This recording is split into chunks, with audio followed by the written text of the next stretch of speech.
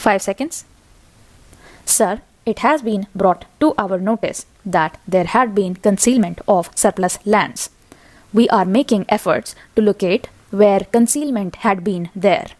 There has been a lot of surplus land, but so far they have not been located. We are trying to locate them.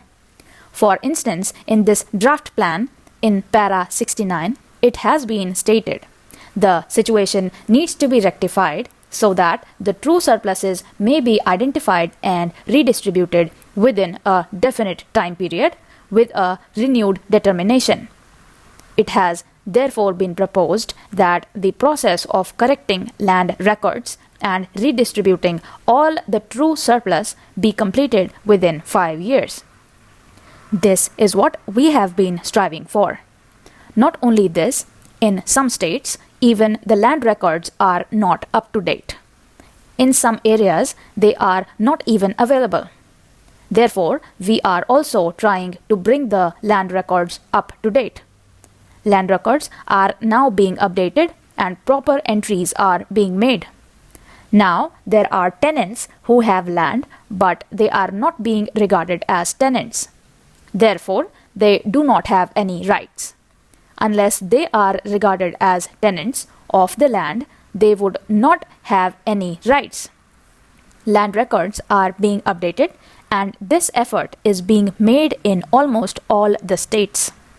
Consolidation of holding is also very necessary, which we are doing.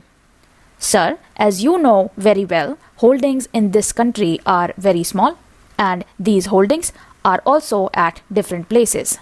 Sometimes a person who has only 2 acres of land has that land at 3 different places.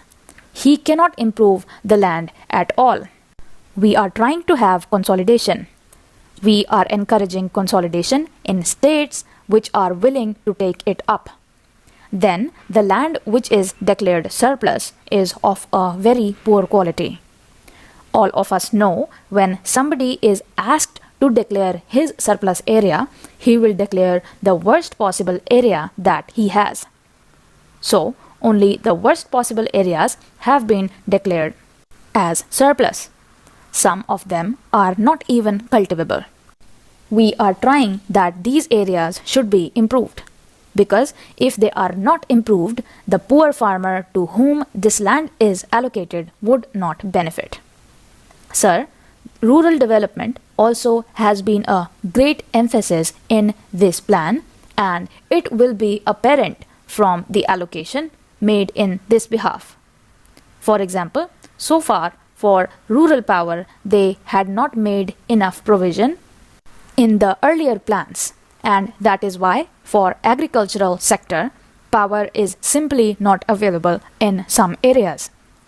For instance, I would mention Orissa, which is perhaps the only surplus state of the country so far as the power is concerned. This is a very sorry state of affairs. That is why we are trying to place more emphasis on power for rural areas. A provision of rupees 3,000 crores has been made, which is far greater than the provision so far made. Similarly, for roads. Roads have been constructed by some states, and the economy of their villages has changed considerably. We have provided rupees 800 crores for rural roads. Similarly, a provision has been made for traditional cottage industries, and we can provide some sort of employment in some areas. Some women are employed there, and this generates some additional income. Previously, in the 5th 5-year plan, a provision of rupees 330 crores has been made for traditional cottage household industries. But in this plan, a provision of rupees 1,000 crores has been made. It will generate a lot of employment and will improve the economic condition of these poor people. Similarly, houses are very necessary. In some areas, houses are not available. Only small thatched huts are available. Earlier, there had been a lot of fanfare about it, saying that so many plots have been allotted and figures running into millions were given.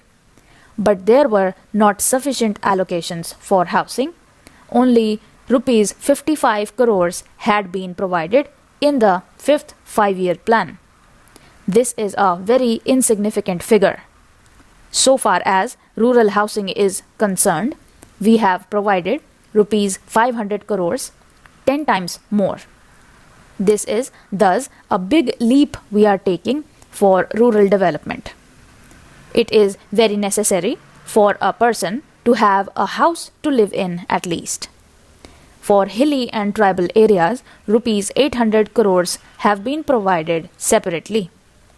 For rural development, in the public sector plan outlays, we have provided 43% of the total outlay, whereas in the earlier plan, it was 35% only. The total allocation is rupees 29,000 crores as in the last plan. Sir, I would like to draw attention of this august house to one more matter. We talk about poor farmers and also about economic empowerment of rural women. I have also motivated a few women farmers to come forward to start work to cater to the needs of 50 spinning mills which are located in and around this area.